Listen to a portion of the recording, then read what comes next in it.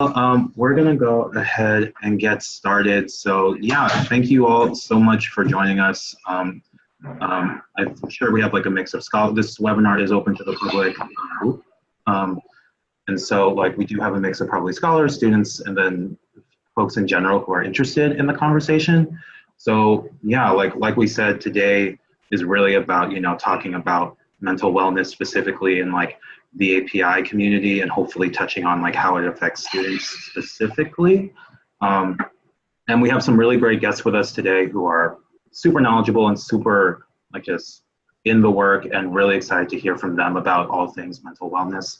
But yeah, and so just to get us started, we wanted to start with just some staff intros here at API Scholars.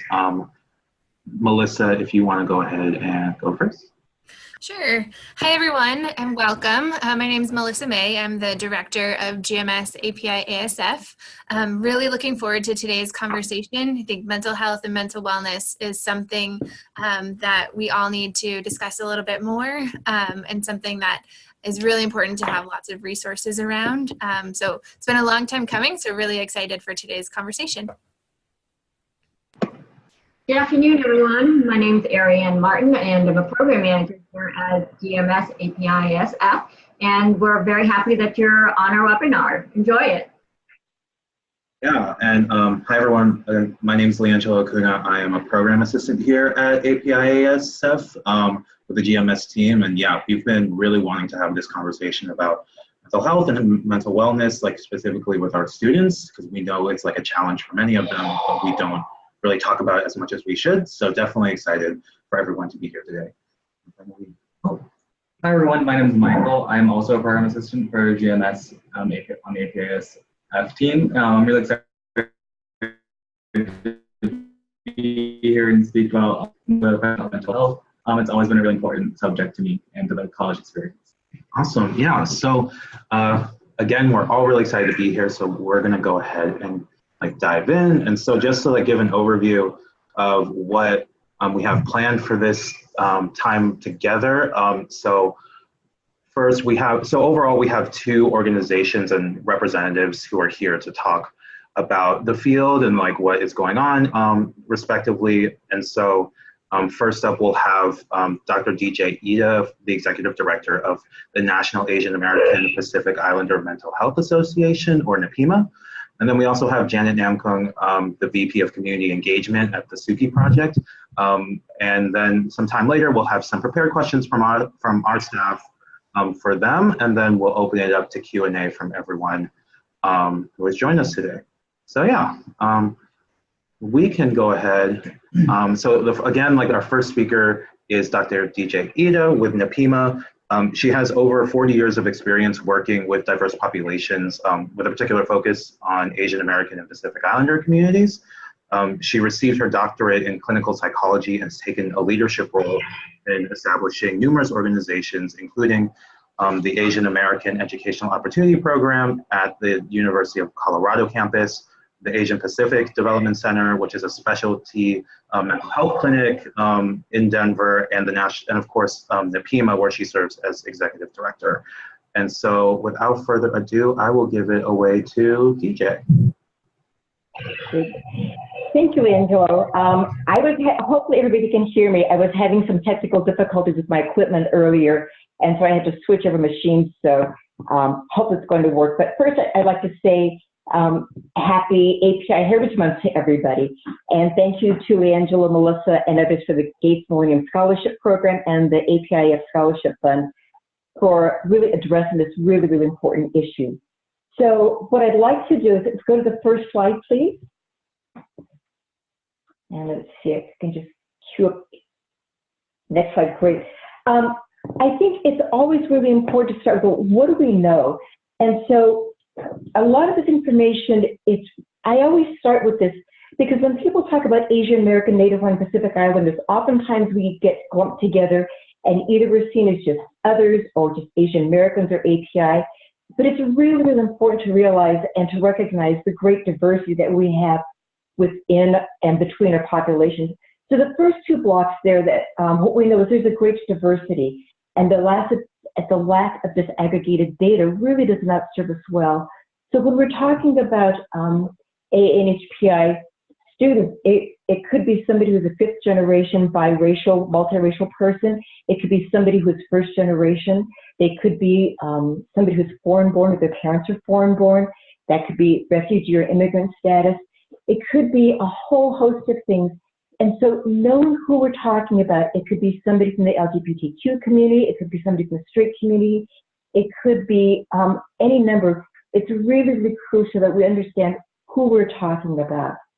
The third block over there says that, and this is an issue that we see all the time on campuses, and a generation ago when I was organizing on campus, this is an issue that we saw, and it's just really the whole issue of being the model minority.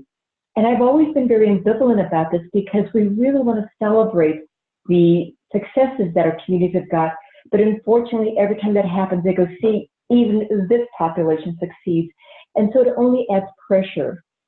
One of the issues on the next one, it says mental health is a growing issue, but the research shows that we're the least likely to seek help, and a lot of this has to do with the stigma that's associated with that, but it's also the lack of services. So even if somebody wants to seek help, that doesn't mean that the appropriate help is out there, which is not to say there aren't some really excellent clinicians, community folks who really understand the issues of mental health, but there's just not enough out there.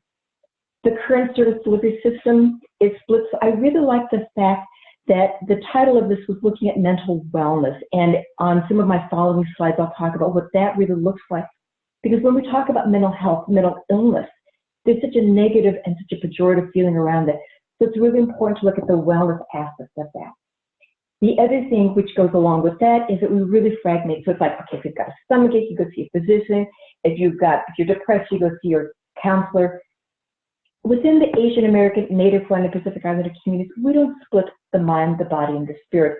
But in this country, we tend to separate and look at that differently. And we really need to get back to treating the entire person and looking at the community.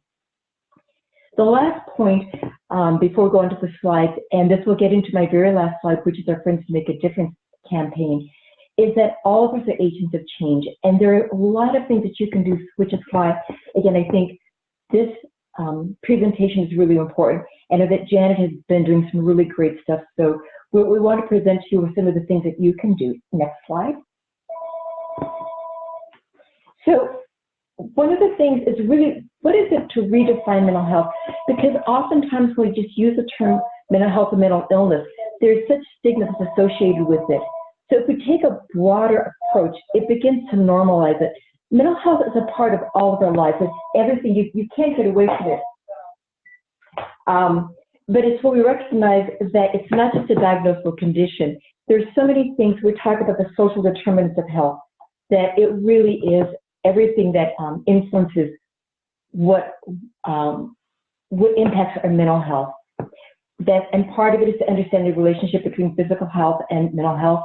The research is showing there's a direct correlation. So if somebody's depressed, they're less likely to take care of their physical health. And if somebody's experiencing a serious physical health problem, it's much, much more difficult for them to take care of their mental health.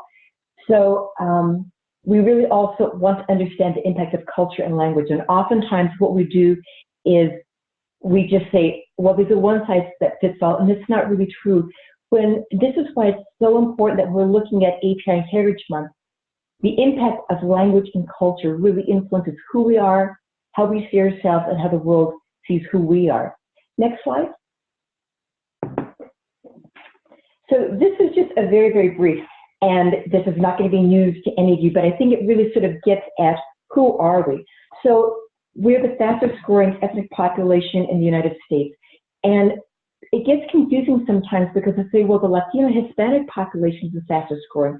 So it's how you use the data. So we're the fastest growing in terms of percentage. If you look at sheer numbers, then yes, the Latinos and the Hispanic population is larger in that one, but we go by the percentage. The APIs, we get dibs on being the fastest growing on that one. And I'm not going to read through all of these because you can have the slides, but it's just looking at who we are and where we're coming from. One of the things that's really important when we're looking at the immigration issue, which is a mental health issue, is that Asian Americans, it depends on the data, it's either 1 out of 7 or 1 out of 10 are undocumented. And I don't like to use the term illegal aliens, it's undocumented, because people could have overstayed their visa, and that could be part of the reason why they're undocumented and therefore here illegally. The ones that really make a lot of difference is when you look at the number 1 of every 3 Asian American LAP are limited English proficiency. Up to 73% of the adult population are foreign-born. And this has a great impact in terms of how we fit in, the acculturation process, and some of the challenges that students are going to be facing because the families that they're living in are facing a lot of acculturation issues, and they themselves are going to be facing some of those challenges of what is it to be in this country, and how does that influence who we are. If you could please go to the next slide. So these are some of the clinical issues. There's a high level of trauma and secondary trauma. The secondary trauma that some of you may or may not be aware of, but let's say that you have somebody who's experienced the slaughter of Pol Pot back in Cambodia.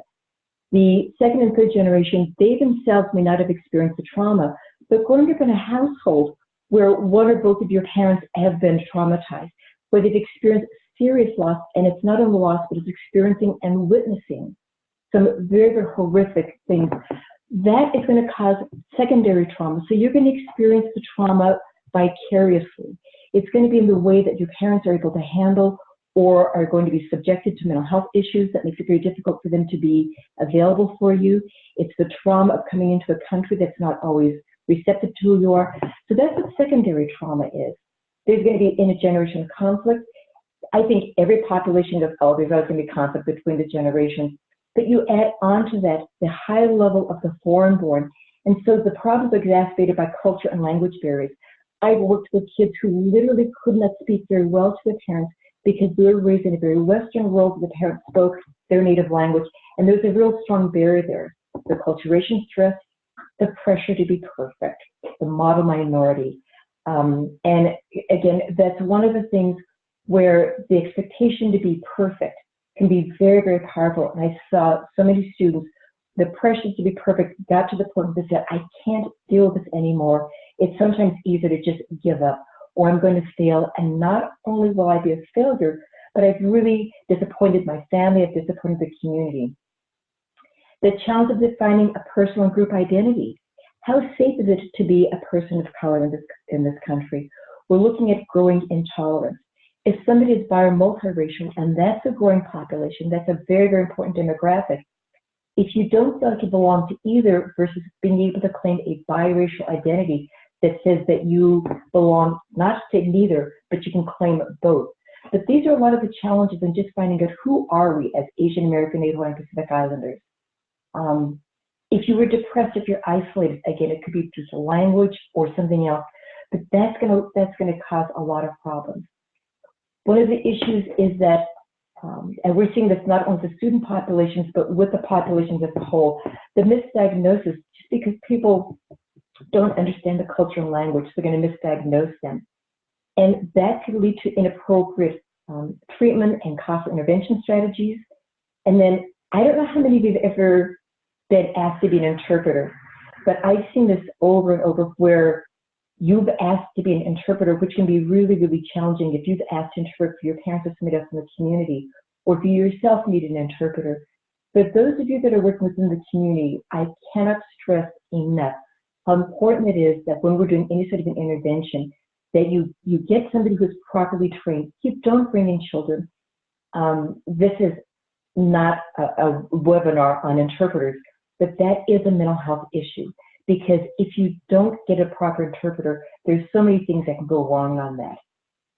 As I said, the increased tolerance in this country and the increased stress brought on by social media. The next slide, and I'll go into more detail on both of those. Next slide. So again, I'm not going to go into a lot of depth, but these are just some of the data. One of the challenges that goes back to the very first slide is the lack of accurate data. When they look at Asian Americans roll clumped together, we look like we're just fine. Part of the problems with that is we're not going to be showing up in the mental health system. One is because of the stigma and shame. Another one has to do with the fact that if they do show up, maybe they're not going to get the proper services, or they lump us all together. So this is just some of the data of the things that we do know, and most likely the data that we have underrepresents what the issues are. So what we do know is that we're the least likely to go in to receive services. There's the overall suicide rate for Asian Americans is half of the general population. But API females over the age of between 15 and 24 have elevated rates, and women over 65 have the highest rates of suicide. The suicide rate for the Bhutanese population is much, much higher than all populations, not only Asian Americans, but the population in general. Native Hawaiians have significantly higher rates of suicide attempts than other adolescents in there. And then we know that there's very high serious rates of PTSD, depression among the Cambodian and other populations. If we can have the next slide, please. And again, this one, we're just sort of looking at the rates of domestic violence, let me see if we can just sort of flip through these. Sorry, my slide there. Okay. We've looked at the 70% of students reported being bullied, and of these, 54 said the incidents occurred at school. This is the way that I've seen some data where it says 54% of AA students were bullied. That's misleading, which is not to say that there isn't a lot, but again, it's important to look at how the data is reported. So it's 54% of the incidents reported in schools versus 54% of Asian American students. The fact that there is any at all is a serious issue. And then also what we're seeing within, particularly post 9/11, a very high increase of anti-Muslim, of Islamophobia, and just a lot of very, very racist attitudes towards our communities. Next slide. So when we're looking at this, what's really important is physical health and mental health have a direct correlation. And so one of the research shows that, a lot of research actually shows that there's a direct correlation between depression, chronic diseases. So if somebody is seriously depressed, it puts them at greater risk, not just for mental health issues, but it also increases their problems having chronic diseases, including asthma, arthritis, cardiovascular disease, cancer, diabetes, and obesity. And that's just sort of the tip of the iceberg. So you can see that when we don't address the mental health issues, it can have far-reaching implications. The research also shows that people with serious mental health problems die on average 25 years younger than the general population, and only 20 to 30% of that has to do with suicide. The rest of it has to do with health problems.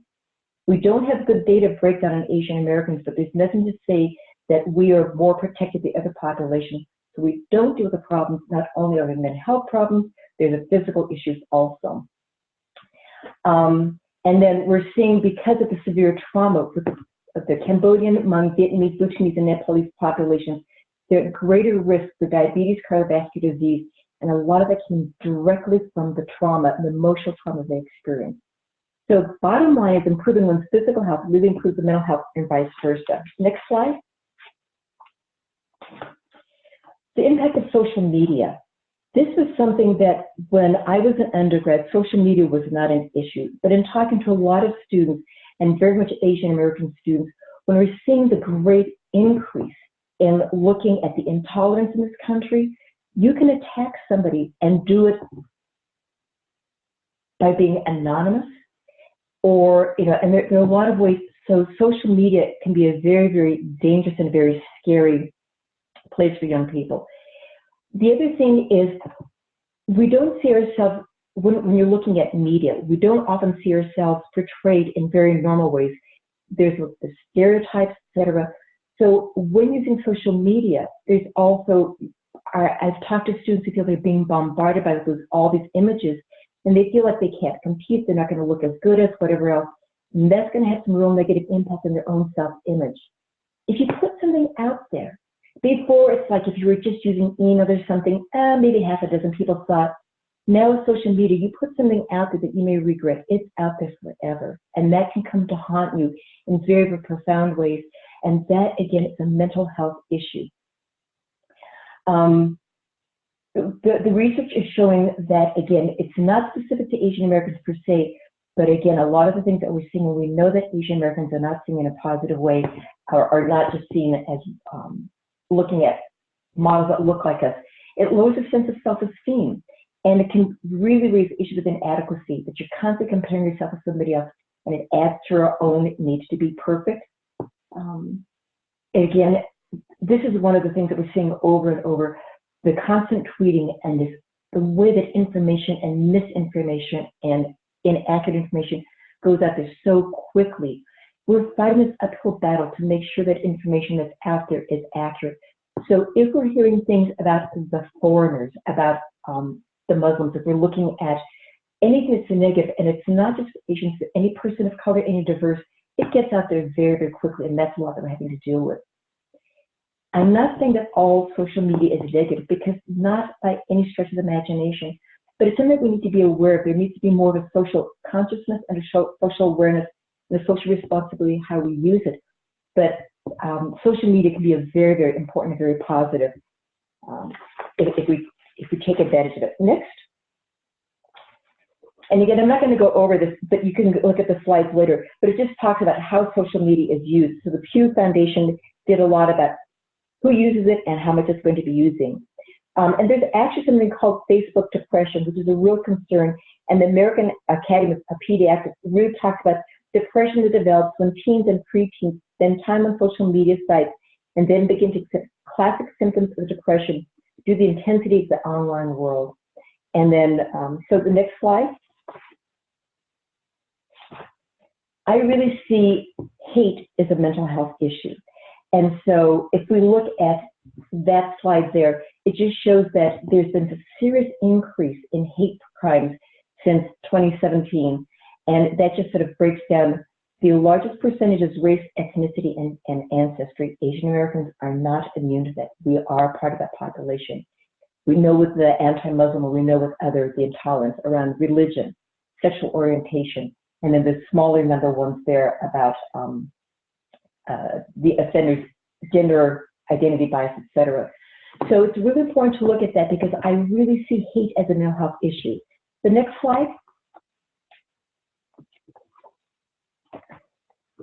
The research for years has shown that positive cultural identity is a mental wellness issue. When we claim who we are versus being subjected to how others see us and act against us, it really is a way that positive identity formation really is a way to sustain a sense of positive self and helping with others. And there's also some research that says having a positive identification with Asian Americans and Asian cultures increases the sense of belonging, connectivity to spirituality, material, intellectual, and emotional aspects of the culture. And this really has been associated with reduction in the risk of suicide attempts. So it's really important. So when we're looking at API Heritage Month, which coincides with Mental Health Awareness Month, it's perfect. It's a time for us to sort of celebrate who we are, because that's the way that we heal, it's the way to protect ourselves. Next slide. The Substance Abuse Mental Health Services Administration, they actually have the 8 dimensions of wellness. So it's these are the kinds of areas that when we work to take care of these areas, this is how we have emotional wellness. So it's emotional, environmental, financial, intellectual, occupational, physical, social, and spiritual. So that's sort of a nice outline if you're thinking about what kinds of activities you can do on campus or in your community. Those are ways that SAMHSA, which is the U.S. Department of Health and Human Services, has looked at ways of saying, what can you do within your community to address any one of those issues? Next slide. And this is the second to the last slide. I'm going to turn it to Jan after this. So what can you do? Basically, webinars and awareness campaigns such as this one, it really helps reduce the stigma by, first of all, raising the issue that mental health is important and that it really is a part of all of our lives, and it's really nothing to be ashamed of. Don't be afraid to seek help. No matter the issue, we all need help at some point. There's nothing wrong with somebody. In fact, seeking help can be a sign of strength, not a sign of weakness. Don't be afraid to make mistakes, but also don't be afraid to strive to make things better. This is something we can do. We can help create emotional and physically healthy environments for everyone. The more that we look and we fight intolerance anywhere, it creates a place for all of us to be safe. Take care of yourself physically. challenge and work to eliminate oppression in all forms. Be aware of your own biases and the impact this has on your thoughts and behavior. Claim and define your identity and sense of self. And say, this is who I am. Take pride in it and own it. Don't let others define for you who you are. Cherish what you bring to the world. Find support, give support. And before I get to the last slide, we are coming up on a very, very important election. I cannot tell you how to vote. As a 501c3, I can't do that. But voting is crucial. Your voice counts. When you get out there and you take a stance, vote for people who are going to understand healthcare. They're going to put money into mental health. They're going to look at housing, immigration. They're going to be looking at equity. They're going to be looking at, respecting the civil rights of everybody. That they're going to have safe and healthy immigration laws. These are all things that are going to affect our community, not just mental health dollars. So make sure that you vote. That is crucial because, as we've seen, those that are making decisions are going to make a determination of what we cannot do, what is acceptable and not acceptable. So to me, voting is a mental health issue. And the very last slide is Friends Do Make a Difference. This is a campaign that the PIMA developed a number of years ago, and it's to raise awareness around mental health. And so we work with college campuses, and Janet's been one of our great little buddies and partners, and really addressing the issues around mental health. We've worked with Ikasu and Masu, other college campuses, and really looking at how do you raise awareness on your campaign. The project director is Derek Wool, and that's his contact information on there, and you can also contact me. But we'd be more than happy to work with the campuses, say, what can you do? What are the kinds of things that you can do to raise awareness? We have workshops about how to talk about mental health issues and the kinds of things you can do to organize. And so with that, I turn it over, and thank you very much.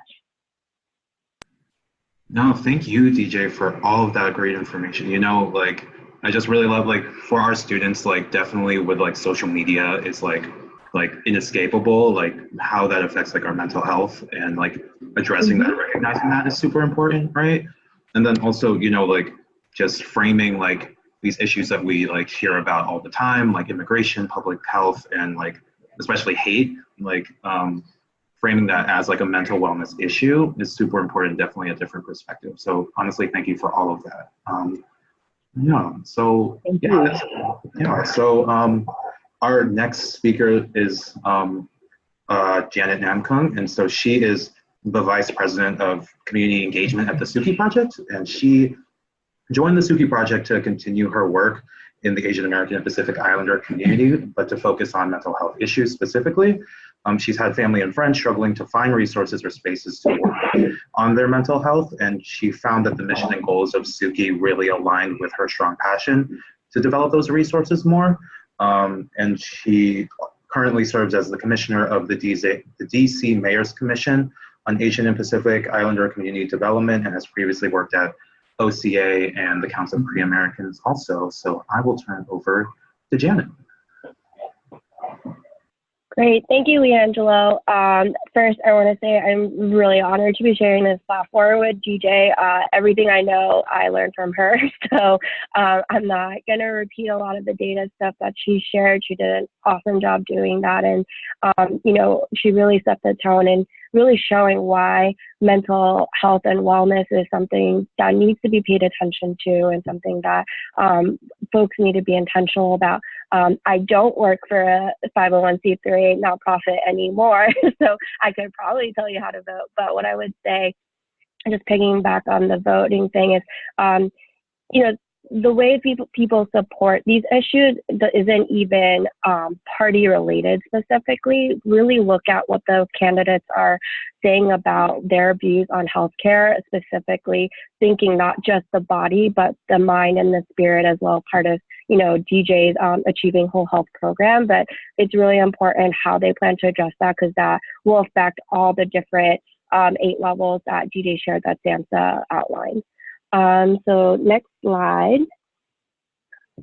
So I'm going to just take a short time to talk to you all about the Suki Project and who we are. We are first and foremost a social enterprise tech startup where we're trying to create a wellness platform. The next slide will show you our mission. So we are dedicated to reducing the stigma around mental illness and increasing access to support services for communities of color.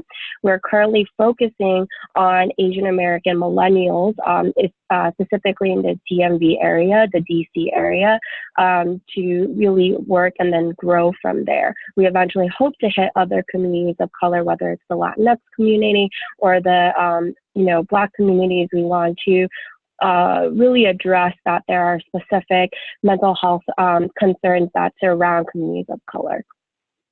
Next slide. So these are just, again, a few data points. I won't read them out loud, but they're just different reasons why this is a very important issue specifically for the Asian and Asian American communities. And then next slide. Same thing, we're also kind of touched upon with DJ on our first slide of the different aspects in which that it affects the Asian and Asian American communities. And the next slide. So this is actually how we plan to address this issue and our mission. We call it our 3 Cs, with connection, community, and content. With connection, this is where we're matching individuals who submit requests for therapists and guides. They'll put in kind of their preferences, what they're looking for, whether it's in ethnicity, gender, language, geographic area, age range, and specific area of issue that they would like to, talk about. And they submit their request, and then we'll match them with either a licensed therapist or guide who can be anywhere from a life coach to a meditation coach, other holistic alternative methods of treating or addressing your wellness. With community, we're really trying to build a Suki community. As we know that a lot of the times when we talk about mental health and wellness, community is really what's going to bring folks to feel like they're not alone in what they're experiencing. Through DJ, I really learned a lot about how important community is in this work, and that, people want to know that they're not alone, that they are not they're not the only ones experiencing what they're going through. And we want to also be able to address that in the nuances of being an Asian and Asian American, and be able to bring them spaces both digitally and offline to talk about these issues. We just launched our first digital talk circles. It's a space where folks can come digitally to a platform like this, Zoom, where they can just anonymously talk about maybe how crappy their day was, or I don't know how to talk to my parents about what I'm experiencing. And then the even more intersectional levels about talking about mental health.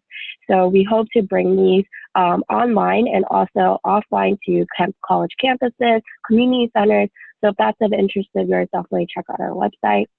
And finally, with content, we are curating a digital library of podcasts, videos, articles, where folks can really learn more about what it means to build their mental resiliency and mental health and wellness care, what that looks like. And we found doing focus groups that folks who may have been like, I don't know how I feel about mental health services, I don't understand what mental health services are, or I don't people are going to look at me weird if I look into this. This is a really safe and a way where people can learn more about it in their own comfort, their own time, their own, medium that, works for them. And so we hope that a lot of this could be knowledgeable materials where they can learn more about self-care. Next slide. So this is just our team, and I just wanted to introduce you to them.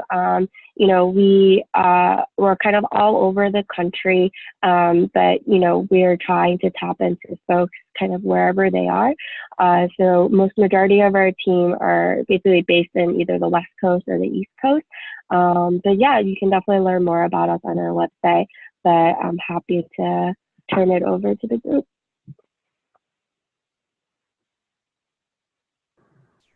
Thank you, Janet, for, it's really exciting to hear about, because Suki Project, it just launched 1 or 2 months ago or so. And so it's exciting to see that there is something dedicated and on the rise on addressing this sort of thing, on tangible solutions and actual resources, right? And so, so thank you for all of that. So now we are going to open it up. I have a couple of questions first, maybe 1 or 2, And then we'll open it up to everyone else in the chat for other questions that they might have. And so I guess like one of the questions, like you've like talked about like how like the different challenges that like students like may face specifically, like if their parents interpreting for their parents, or like dealing with intergenerational trauma and social media, obviously. And so when it comes to like the campuses, right, and like the administration and like the institution itself, like how do you see, like what services do you think they are providing, and like how are they good right now, or like how can they improve, like what other services are missing that they could like add on to, or like how do you see it existing right now in the landscape? Either DJ or Janet. Sure, I can quickly take this in that the reason we're intentionally reaching out to API students or across campus is because we found that mental health services on campuses are very limited, and if they do have them, a lot of the therapists are overbooked, and usually any therapists of color are the most overbooked. So imagine you're a student, you're stressing out about school, family, friends, relationships, whatever it is, you need to see someone right now. And then you go and try to apply through your mental health services at school, and they're like, you're going to see someone in a month. That's not really helpful when you probably need to talk to somebody right now. And so we are hoping by working with the student groups, we can do events and collaborations with them to maybe be another alternative for them to seek, ways to, process their mental health and wellness. So we would like to bring, meditation coaches, yoga coaches, maybe panels of experts who can talk about mental health as a profession.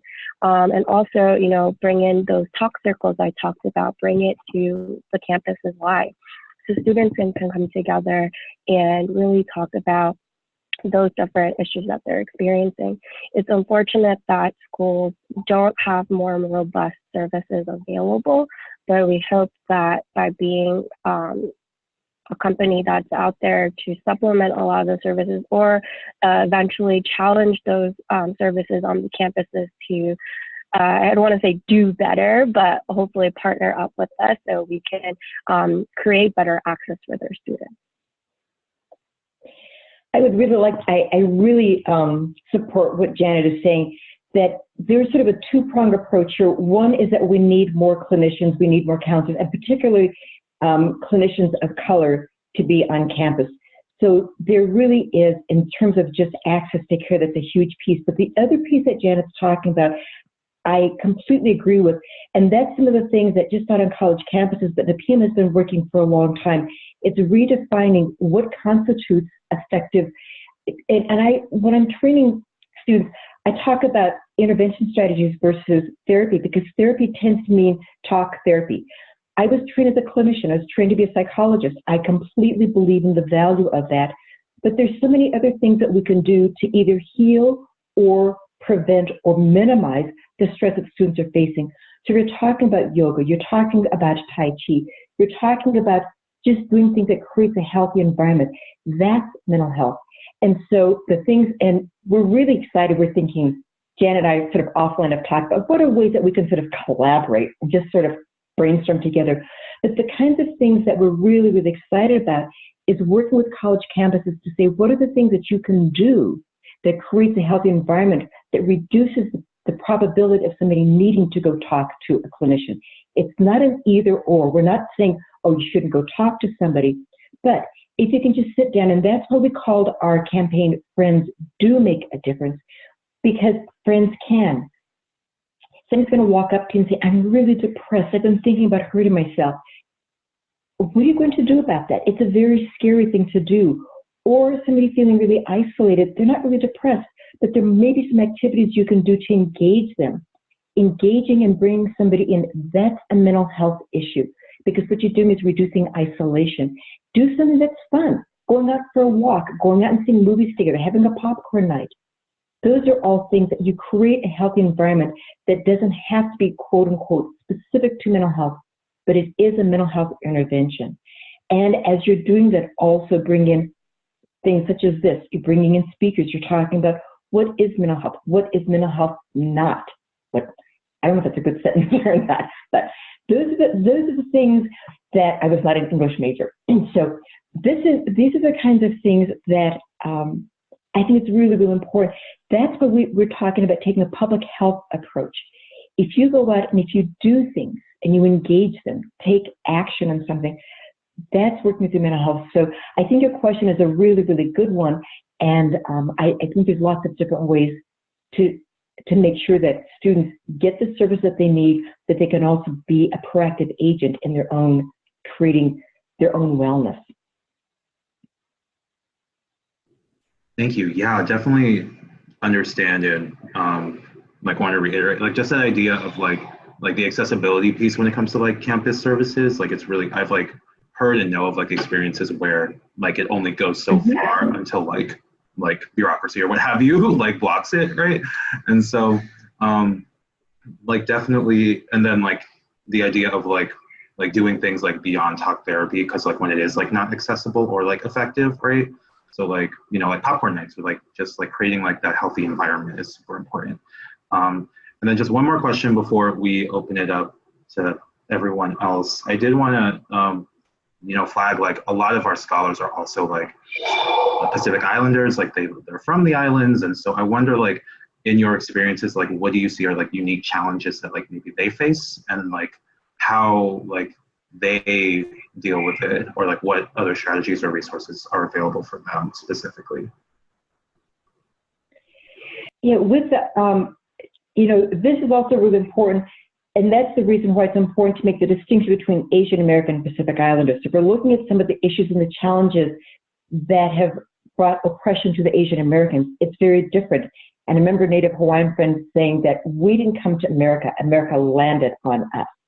And so when you stop and look at some of the issues that are going on there, the cultural genocide, but also just looking at what it is to be a Native Hawaiian Pacific Islander, and that again is a subpopulation, the great diversity that you're going to find there. When you're on the mainland, the situation on the mainland is going to be different from somebody on, let's say if you're from Hawaii. When we're doing work and we're doing training on the different islands in Hawaii or in Guam, there's what they call the Oahu-centric services. So the lack of services are even greater, and it's not like you can drive cross town or something. You're living from one island to the other. So there's an isolation there that makes it very difficult to receive services.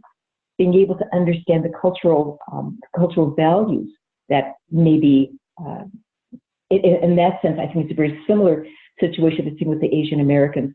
But understanding the Native Hawaiian Pacific Islander histories is going to be very, very important. And they're oftentimes really sort of left out. When we do things on the mainland, in the continental U.S., it's also really hard just the transportation to bring that voice in sometimes, to physically come together. So there are all these logistical things that are challenges, but if we can, I think, find ways to be inclusive, that's a really important voice to include, and to also say we're not going to replicate what we're doing with Asian Americans or on the mainland population and say it's going to work there. But I think just continue to have some of the dialogue there. And it was really sort of fun because what we saw with some of the Native Hawaiians is the strong sense of culture and how that was so healing.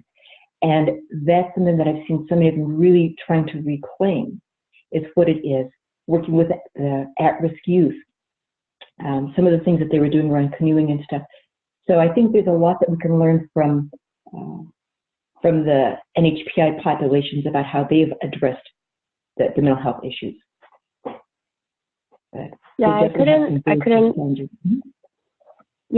agree more. I think I'd like to point out that for Wet'suki Project, we purposely right now kind of call the population that we're addressing Asian and Asian American communities. We didn't put in the Native Hawaiian or the Pacific Islander because we unfortunately don't have the resources at the moment to provide services to those communities. As Angela mentioned, we really piloted our program or launched our program this March of this year, and we're really going into strong pilot, actually just started yesterday. And so during this period, we're really doing the research to see how we can fill those maybe empty pockets that we currently have. It's so important that, I identify as a East Asian American female. I don't know what Native Hawaiians and Pacific Islanders specifically go through. It'll take me to have that knowledge, also our providers and our facilitators to have the knowledge to understand that there are different barriers. DJ earlier talked about not having enough disaggregated data. I mean, it's so important that we continue to strive to get that disaggregated data, because that's what will help people understand, there is a difference. There is a clear difference that needs to be addressed, and that we can't all be lumped into one bucket. And that the way that these issues need to be addressed is going to look very different amongst the many, many ethnic groups that exist in the Asian American communities. So, we are striving to really build that on our end. We hope to work with more partners to educate us so that we can provide very, culturally tailored services to folks who reach out to us and want to partner with us.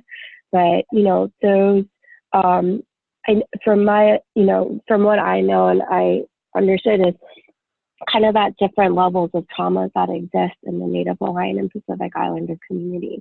Also the fact that one of the big issues is that people look at Asians as a community and see how successful they are in the U.S., but if we actually just aggregate that data, that's mostly East Asian, and then the Southeast Asian, the Pacific Islander, and Native Hawaiian communities are completely ignored, and they're like, oh, you're doing fine, but no, they're not.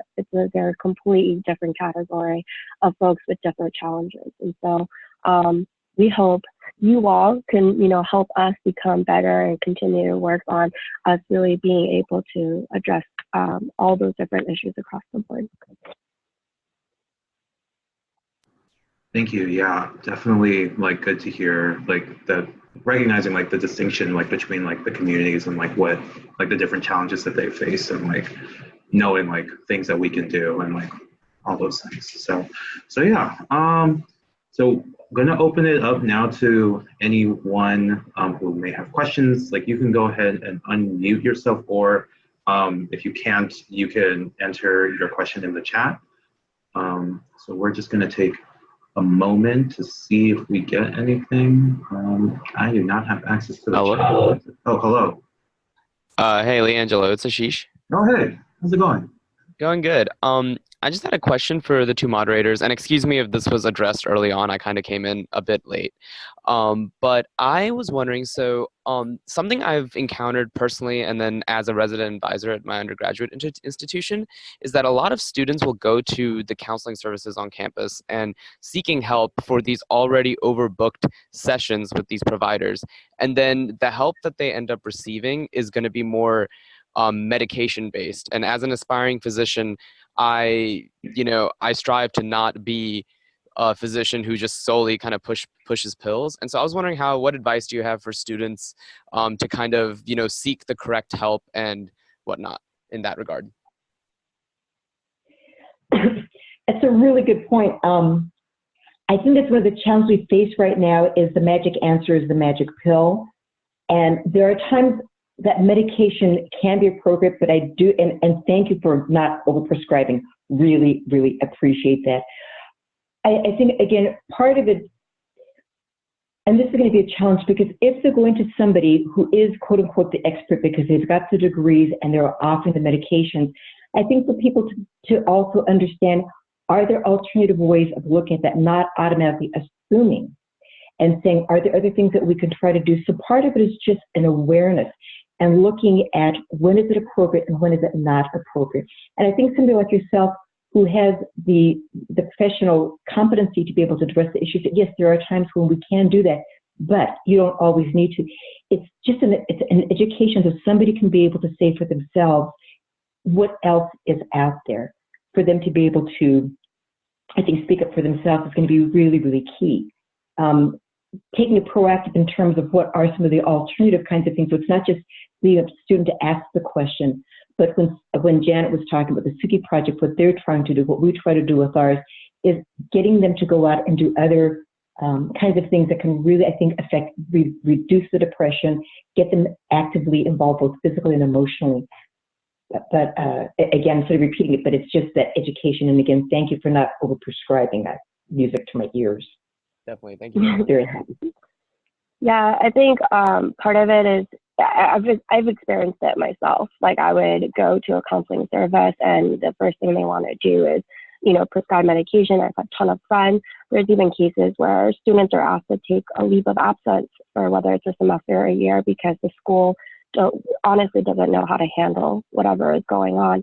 And so, I think a lot of the programs like DJs, Friends Do Make a Difference, a lot of programs that Suki will be putting out, these are alternative routes that folks can try to do first before having to maybe resort to medication. Suki purposely, we don't work with psychiatrists because we don't believe that that should be the first mode of, addressing your mental wellness. So we hope that by growing more programs like this and giving, like DJ said, more education and more visibility, that this won't be as much of a prevalent issue anymore.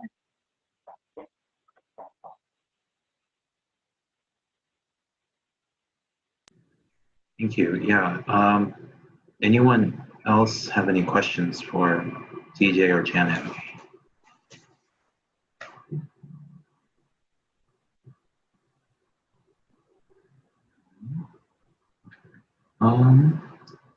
Anyone on our side have any questions, Melissa?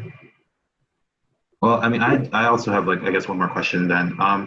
So, I mean, thinking about a lot of our students, they are interested in various fields and various careers. And so how do you see them either pursuing a career in mental wellness, what are the pathways, right? And then if not that, how can they bring this idea of a healthy mental wellness environment to the workplace? So what does that look like in your takes? So I'll say real quick, the reason I'm at Suki is because my mental health and self-care was not great in my past careers. I worked in small to medium-sized advocacy national nonprofits, as well as, a federal agency program and local grassroots work as well. It's so unfortunate that self-care isn't it's not promoted enough in these spaces at times. And meeting DJ when I was a college student was a blessing because I, from her, really learned how important it is to take care of myself, and because everything's a marathon and not a sprint. And we need to know that as much as you take care of yourself, which is number one, always take care of yourself, pay attention to your body, your mind, your spirit, your soul, all of that, but also, pay attention to the folks around you and collectively try to take care of each other. I think a lot of the times as I survived, unfortunately, toxic work environments, I had my community that I built to really rely on, to really uplift me. And I think, being in the mental health field can mean so many different things. And, DJ thinks I'm kidding sometimes, but I was basically I'm basically going to be DJ next generation. And, DJ went from a clinician to doing advocacy work, working on all sorts of government and federal levels, and then, doing community and both local and national work. I mean, she is just running the whole gamut, right? She is a doctor, she is a advocate, she is an organizer, and she's everything. And for me, I consider myself, I might not have a degree in the medical field, but I consider myself a mental health advocate. And I've done a lot of policy work around that, both on the local and national level as well. So, don't think you have to become a doctor to do this. We definitely do need more therapists of color for sure. But if, STEM and doctor is not your speed, then being an advocate in the more social justice space could be something to explore as well. First of all, Janet is just an amazing, amazing person, and I appreciate that. But I think what she really raises, the most important thing, is that it's not about the degrees. And I do encourage people to go in the mental health arena, but it's about who we are as human beings and how we connect to each other. I think if there's anything that comes out of this webinar and other kinds of awareness kinds of campaigns, it's that mental health belongs to all of us. And it's something that we all can do. And sometimes those with the degrees can be the most damaging. So I wouldn't just necessarily say, go out and get your PhD, because my dad said it's good for piles higher and deeper, which is, it's just, one of the things is that understand what you can and you cannot do, raising that kind of an awareness. That's really, really critical. If people do want to go in the mental health arena, we'd be more than glad to talk to them. But it's what you do when you enter that, regardless where you go with your life. It's that understanding that mental health permeates everything that we're doing, and it really can be something that's very positive. But we can't be afraid to talk about it, because it really is, it's everywhere. And so it's just raising that kind of awareness. And then if you go into the field, going in with an understanding of really what can you do for the community. But even more importantly, the community is going to teach you a lot. Don't assume that you have all the answers. The more you connect to the communities, the more you learn about how to interact and what works and what doesn't work.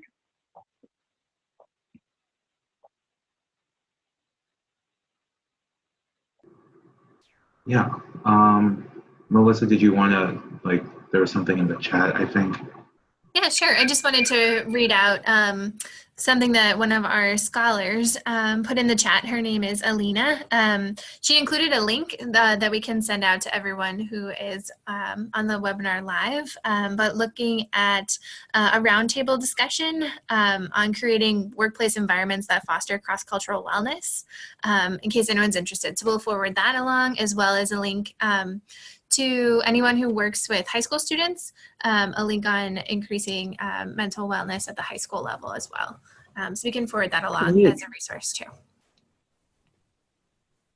Oh, there's another question that popped up. Oh, sorry. Let me just read it out. What should students do when they have mental health issues? Should they be afraid that their institutions might dismiss them for having mental health issues?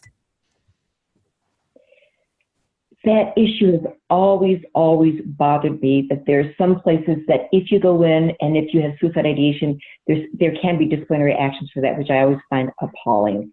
I think we really need to work with universities to really support and not do things that are going to be counterproductive and make people not want to go. So I think the universities themselves really need, and not all campuses, but I think they really need to be able to look at making sure that the doors are open and making it safe. And then doing community-wide awareness campaigns and inviting them. And then again, back to the issue that Janet was talking about, is just making sure you've got more resources on campus to address those issues. Because if you say build it and they will come, and if they come, there's nothing there, then you're going to dissuade people from wanting to seek help. So I think it's really working, you kick it upstairs to the administrative level, and you're saying students are paying fees. One of the services that they should have access to is culturally qualified and sensitive mental health issues. Look at other kinds of things that are going to be really helping students. So the universities really, I think, have a responsibility to make sure they've got sufficient supports. Yeah, I think it's definitely a huge concern. As I mentioned earlier, I totally know friends in the past who, they would address their mental health with their institutions, and next thing they know, they're being asked to take leave and figure out what's going, essentially giving them the figure it out, right, situation. And it just causes even more stress and just continued trauma around whatever they're going through.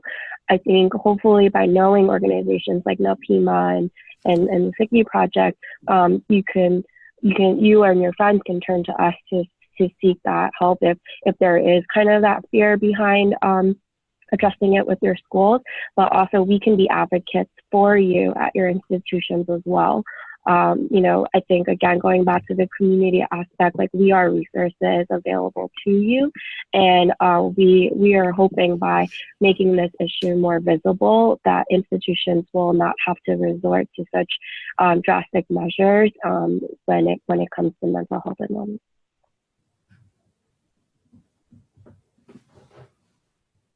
Yeah, one thing I also wanted to plug for any GMS scholars who are on is that you can use the medical deferment option if you're experiencing mental health issues, and to an extent where you think the best option for you would be to take a semester off.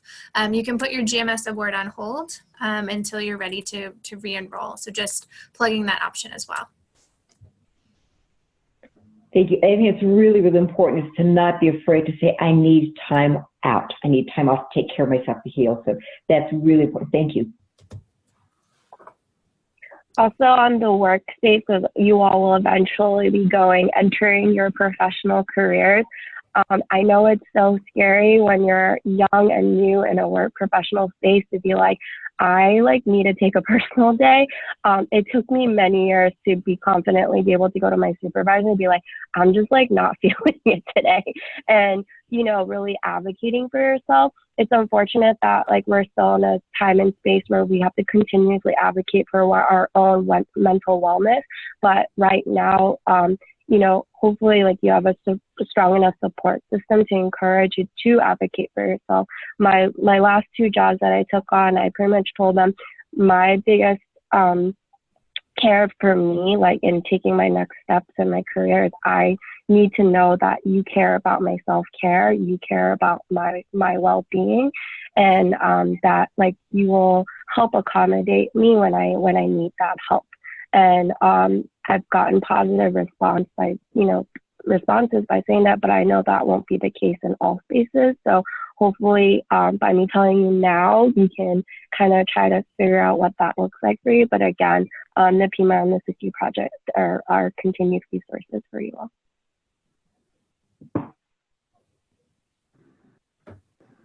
All right, and with that, I think we've come to the end of our discussion today. Honestly, thank you both, everyone, so much for contributing to this conversation. It's super important, super needed in our community, especially for our students who are experiencing a myriad of different challenges. And so, so just wanted to say, thank you to everyone. All of our contact information is here if you want to reach out about any questions about the conversation today, or any other things related to API scholars, and maybe how we can continue to support students dealing with supporting their own mental wellness. And so this webinar will be recorded, or this webinar was recorded, and we'll be sending that out to everyone who is interested as a resource to refer back to. And yeah, I think that's it. Melissa, do you have anything else to say? Yeah, I just want to echo my huge thank you and gratitude to both DJ and Janet for volunteering their time to speak with all of you today. We really appreciate the time and dedication that you have provided for us, and then also the work that you do. So on behalf of GMS and API scholars, we just want to say thank you and happy Heritage Month. And it's also Mental Health Month as well, right? Is it? Mm-hmm. Yes, it is. All right, thank you, everyone. This is awesome. Thank you for having us. Thank you. Thank you. Bye-bye. Bye. Bye. Bye. Bye. Bye. Bye.